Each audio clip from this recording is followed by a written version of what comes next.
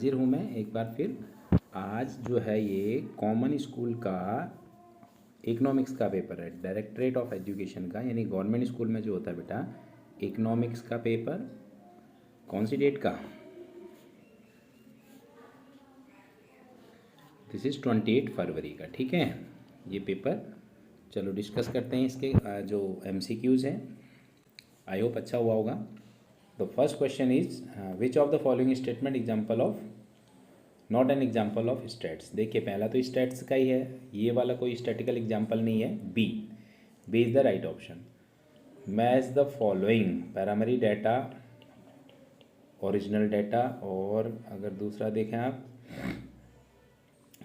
Secondary data, publish and unpublish, fourth हो गया। तो ये दिख ही रहा है बेटा, पहले और दूसरे का अगर हमने लगाओ तो B is the right option. ठीक है आगे बढ़ते हैं। The table heading of rows are called, क्या बोलते हैं? स्टब्स बोलते हैं इनको। ठीक टेबल में क्या बोलते हैं? स्टब्स। तो look at the figure this completed with the help of. अब आप बताइए इससे क्या निकलेगा? ओजाइव कर्व से क्या निकलेगा? ओजाइव कर्व से क्या निकलता है बाबा? मीडियन निकलता है हमेशा। Arithmetic mean of 8 observation 7, new 16 is added. तो 7 8 जा कितना हो गया? 7 8 जा हो गया 56।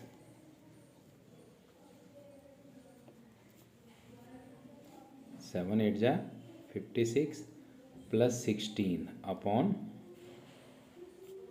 9 करोगे तो क्या आ जाएगा? देखिए 72 अपॉन 9 कितना हो जाएगा?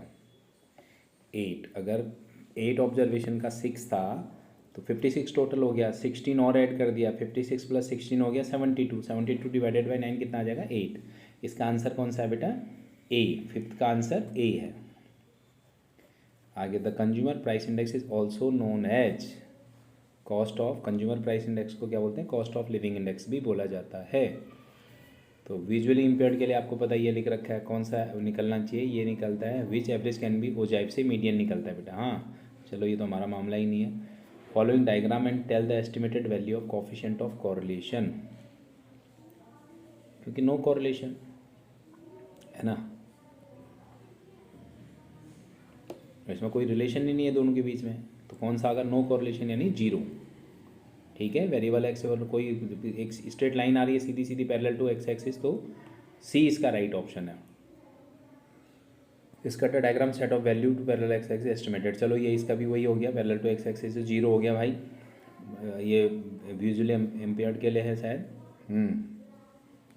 आगे बढ़ते हैं। Madhav has a showroom of footwear, he keep footwear of all reading national and international brand. You are interested to know most friendly old size of footwear in the showroom. Which of the following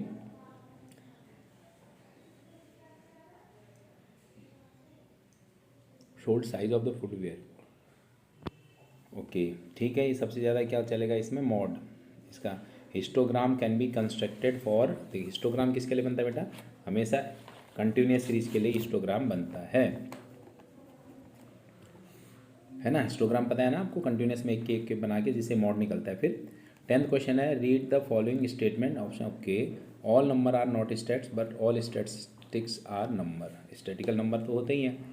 फिर उसके बाद लिख रखा है इसने, a single numerical value is not applicable any interpretation. ठीक है तो इसका क्या हुआ?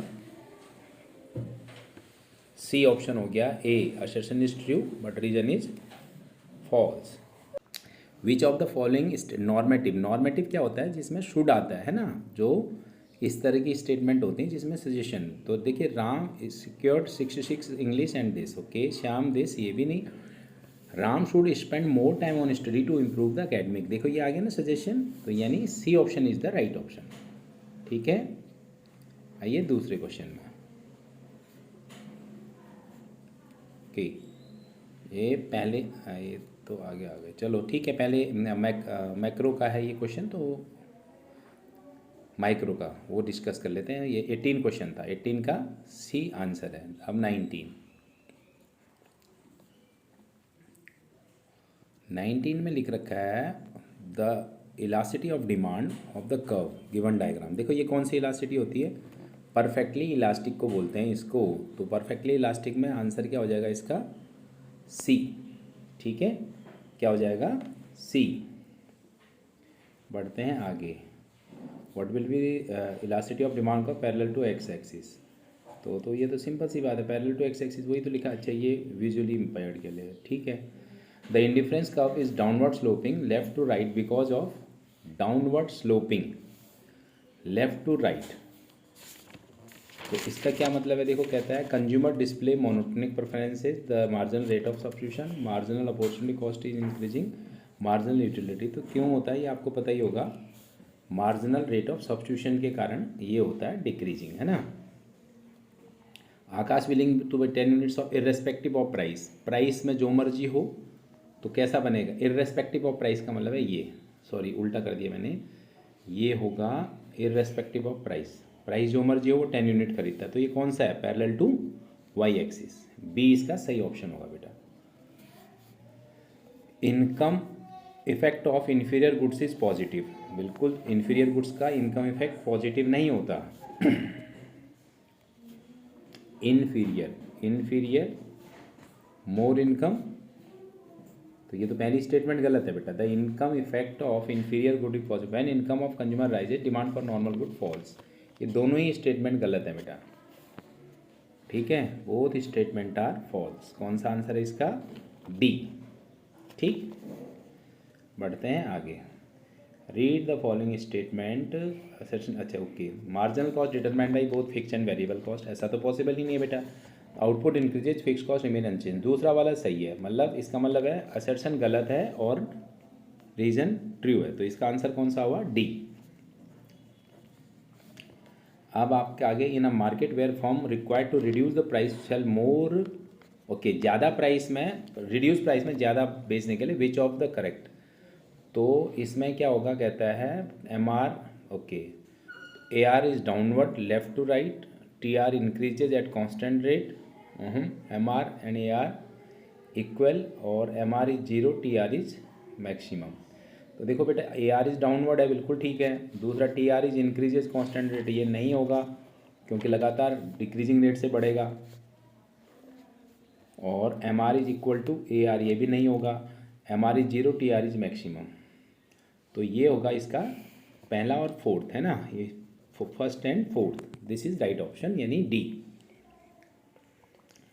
With reference to relationship between this marginal cost, आपको पता है जब ए सी राइज तो एम सी भी राइज, ठीक है, दूसरा वाला भी ठीक है, और मिनिमम पे ही काटता है, ये भी ठीक है। तो D is the right option.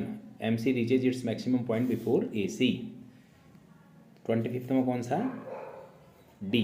26, an increase in price of input causes increase supply of causes, okay, an increase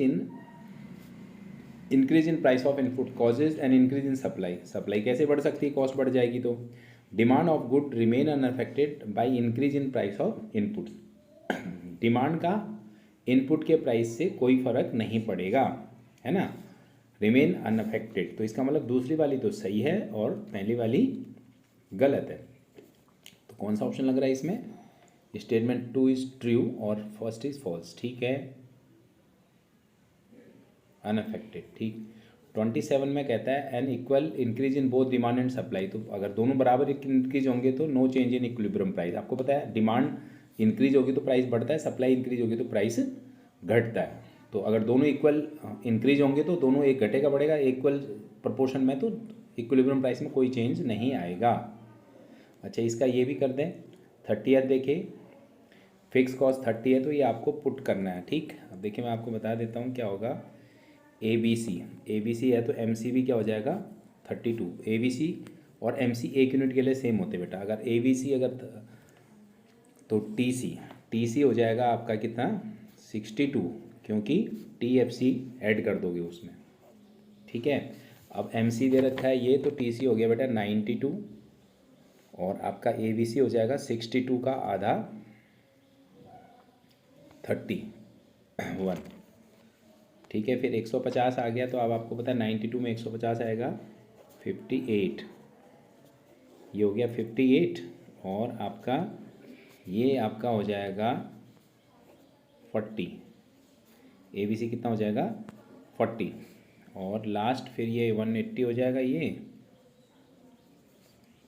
और ये हो जाएगा 37.5। कैसे, मैं क्या कर रहा हूँ, TC में से 30 माइनस कर दिया तो आ गया ये, फिर उसको 4 से डिवाइड करके दिया तो ABC आ गया।